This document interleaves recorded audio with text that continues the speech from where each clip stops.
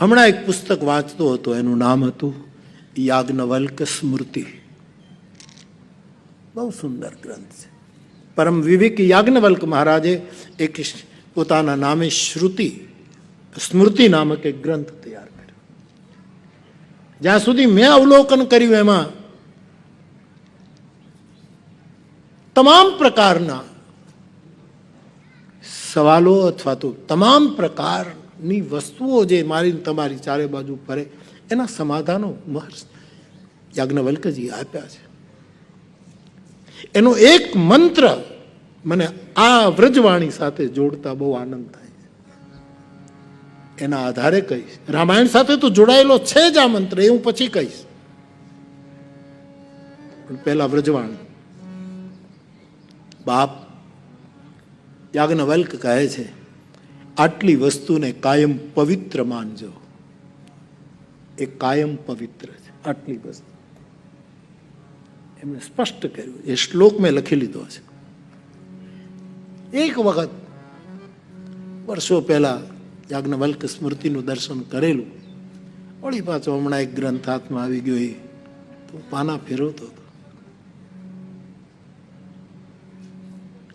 વ્રજવાણીની કથામાં એનો મને સંદર્ભ ગમશે એવું માનીને નહોતું લખ્યું, પણ મેં લખી લીધો હતો કે આ બહુ સરસ છે, મારે સમજવા માટે મેં લખ્યું, તમારી પાસે રજૂ કરું. એક ગણતરી પ્રમાણે 9 પવિત્રતાનો સંયોગ છે, એક 10 છે. રામાયણમાં તો એ 10 સિદ્ધ છે સાહેબ.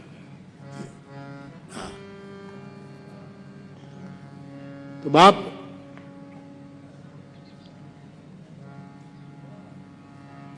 એ શ્લોક, 1 મિનિટ.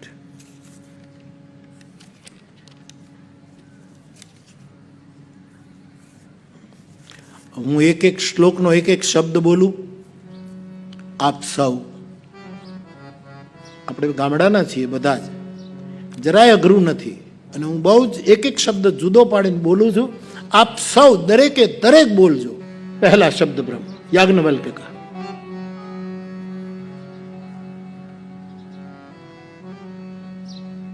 રશ્મિરગ્નિ રશ્મિરગ્નિ રશ્મિરગ્નિ રજચ્છાયા રજચ્છાયા રજચ્છાયા ગોષ્વો ગોષ્વો ગોષ્વો વસુધાનીલ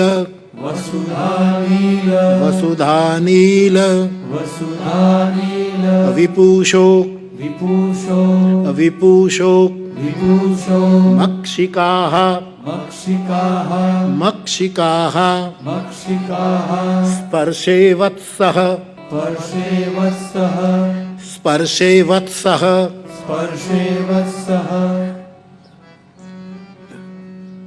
પ્રસ્ત્રવણે પસ્ત્રવણે શુચિઃ શુચિઃ ઇતિ યાજ્ઞવલ્ક સ્મૃતિ. આટલી વસ્તુ શુચિ છે, પવિત્ર છે. રશ્મિ એટલે કિરણ. મહર્ષિ યાજ્ઞવલ્ક કહે છે, કિરણને કોઈ દિવસ અપવિત્ર ન ગણવી.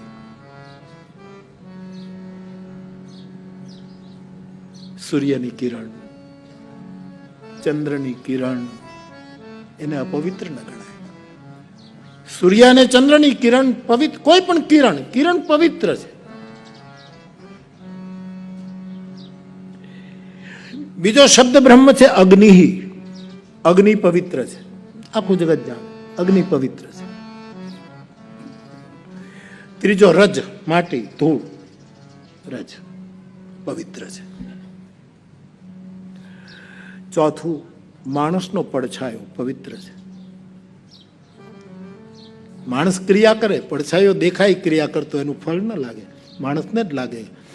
એના જેવો જ હાથ ઊંચો કરે, કોઈકને થપ્પડ મારે પડછાયો, પણ એને કોઈ મારે નહીં. પડછાયો પવિત્ર છે. ઋષિમુનિઓએ શું કામ કર્યું છે સાહેબ? રજચ્છાયા રજચ્છાયા રજચ્છાયા રજચ્છાયા ગૌ અશ્વો ગોઅશ્વો ગાય પવિત્ર છે. એમાં તો કોઈ સવાલ જ નથી. ગાય પવિત્ર છે અને ઘોડો પવિત્ર છે. અશ્વ પવિત્ર છે. અશ્વ પવિત્ર છે, ઘોડું પવિત્ર છે. વસુધા નીલ, વસુધાની વસુધા એટલે પૃથ્વી, પૃથ્વી પવિત્ર છે. અનિલ એટલે વાયુ, વાયુ પવિત્ર છે. વાયુમાં પોતાનામાં કોઈ અપવિત્રતા નથી. એ તો એવી વસ્તુ ઉપરથી નીકળે ત્યારે થોડુંક એની ગંધ બદલી જાય, બાકી જાતવાન પવિત્રતા વાયુની, પવનની.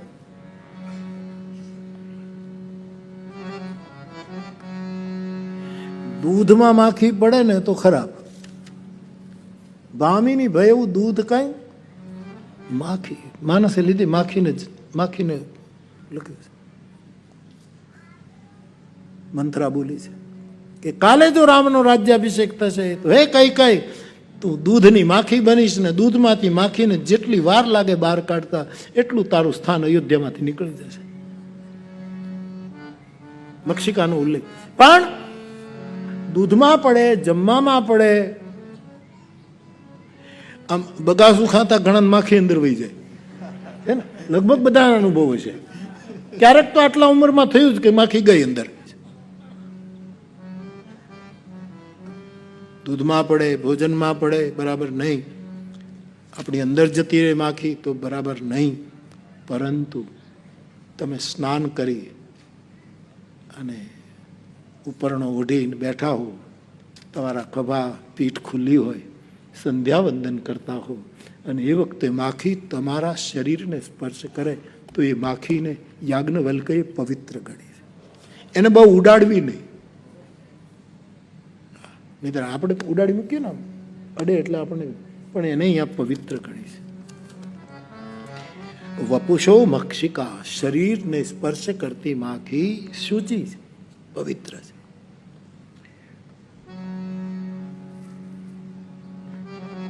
વાછરડું ગાયને દૂધ પીતું હોય, એનું આંચલ મોઢામાં લઈને વાછરડું દૂધ પીતું હોય એ પવિત્ર છે. આ બધું રામાયણમાં તો છે જ.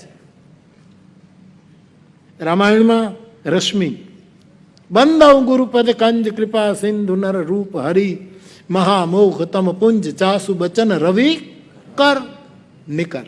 રશ્મિ શશિકર સમસુની ગિરા તુમારી. કિરણ પવિત્ર, કિરણ પવિત્ર છે. રામાયણમાં તો આ બધા સંદર્ભો છે. અગ્નિ તુમ પાવક મહ કરહુ નિવાસા. પ્રણવ પવન કુમાર ખલબન પાવક અગ્નિ. પ્રગટે અગ્નિ ચરુ કર લીને. અગ્નિ છે રામાયણ. રજ પરસત પદ પાવન શોક ન સાવન. રજ છાયા નિજ પ્રતિબિંબ રાખતા સીતા. તુની માયા સીતા કર હરના. એ પ્રતિબિંબ જાનકી માનસમાં છે. છાયા ગો સંગ ગો તનુ ધારી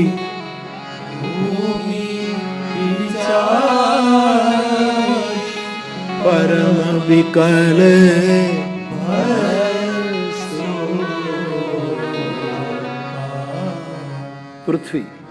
પૃથ્વી માટે તો પ્રભુ અવતર્યા. ગાયો માટે અવતર્યા તો પૃથ્વી યાની ગાય, અશ્વ,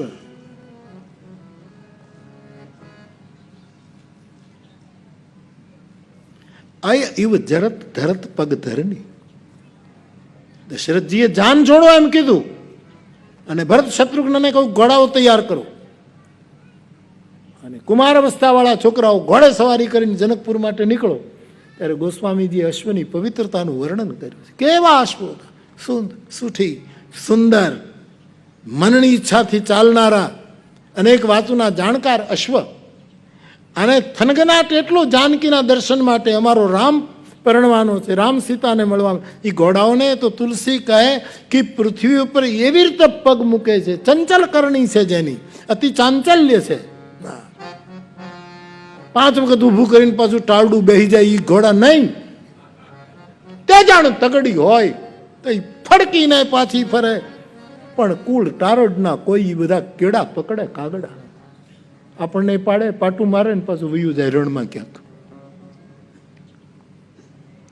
પણ જાતવંત ઘોડા હોય જે પવિત્રતાની છાપું લઈને આવ્યા છે, એ તો સવાર પડ્યો હોય તો એના ઉપર 4 પગ બાજુમાં રાખીને એનું રક્ષણ કરે. કોઈની તાકાત નહીં કોઈ એના ઉપર હુમલો કરી શકે. ગોસ્વામીજી લખાય છે કે એવા ઘોડાઓ હતા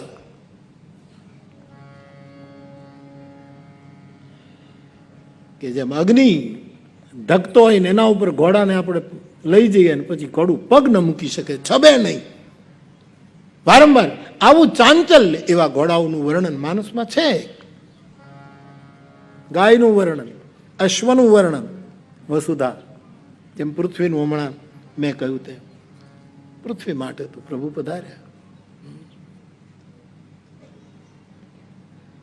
સી દહી ધ્યાનું વિપ્ર સુર ધરની, જેના માટે તો પૃથ્વીનો સંદર્ભ પણ માનસમાં અનિલ સાક્ષાત હનુમાનજી વાયુપુત્ર મંદ સુગંધ શીતલ મારુત નંદન પધાર્યા, એ પણ રામકથા સાથે જોડાયેલું તત્વ છે. માખીની વાત જુદા સંદર્ભમાં તુલસીએ લીધી, મેં આપની સામે મૂકી. પણ યાજ્ઞવલ્ક્યનું સૂત્ર કે પવિત્ર દેહ ઉપર માખી સ્પર્શ કરે તો એ સ્પર્શ પવિત્ર માનવું, એવું લખ્યું છે. વાછરડું ગાયને દૂધ પીતું હોય એ દૃશ્યને પવિત્ર ગણવું, એવું રામાયણમાં કેટલું સ્પષ્ટ વર્ણન મળે છે.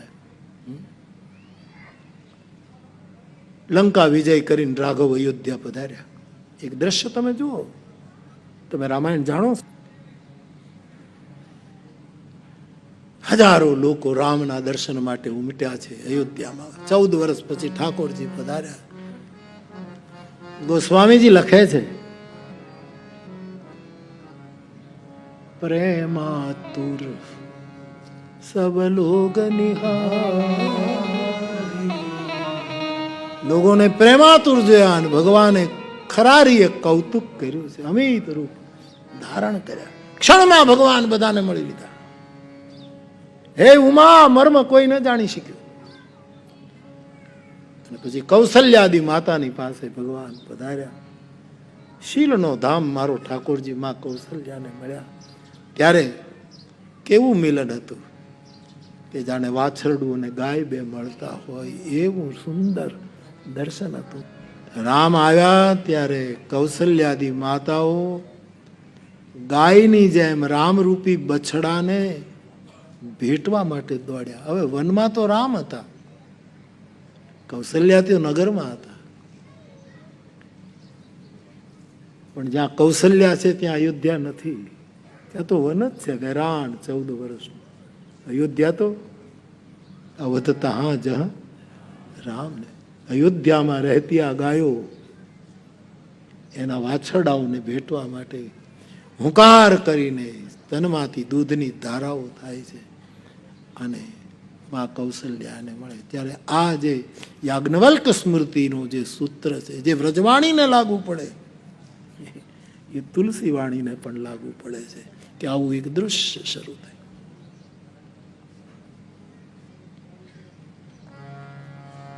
એક બીજું પ્રમાણ મગજમાં આવે, કહી દઉં, સ્મરણમાં આવે. લોવા ફીરી ફીરી દરસુ દેખાવા. રામની બારાત જયારે જાય છે દશરથ, ત્યારે લોવા વારંવાર જે શુકનો થયા છે એ વખતે ગાયો પોતાના વાછરડાઓને દૂધ પીલાવતી પીલાવતી સામે મળી, એવું ગોસ્વામીજીએ લખે છે.